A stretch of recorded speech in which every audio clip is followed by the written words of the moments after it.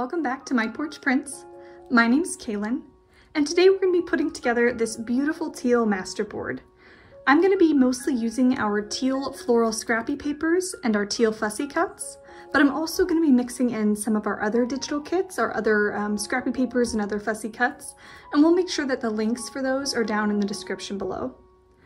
I also want to point out that we're going to be printing some of these at different sizes than how they come originally in the kit. We do that using our CRICUT, and we have a how to fussy cut with CRICUT tutorial that will also link down in the description below.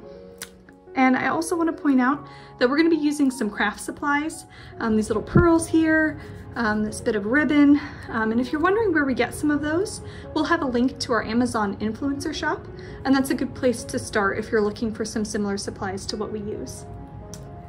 So go ahead and follow along with me. I hope this will give you some great ideas for making your own collage or masterboard, and have fun!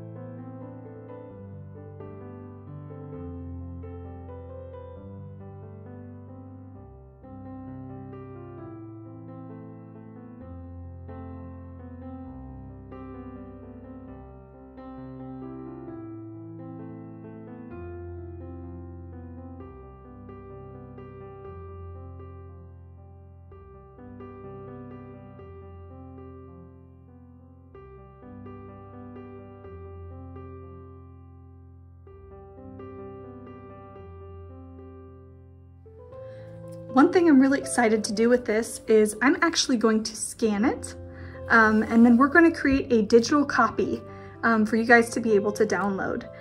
So that'll be available. We'll have a link for that below, and that'll be just a great resource for you guys if you wanted to have access to this masterboard yourself. Like I showed you earlier, I decided to make mine tall by putting 2 sheets of cardstock together. If I flip this over, you can see where I glued it. You can always do just 1 sheet of cardstock and it'll be about half this size, but I kind of wanted to make a big one. So this is kind of the full masterboard here.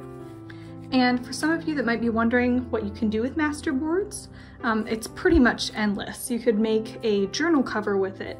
You could create belly bands out of it to use in your journals.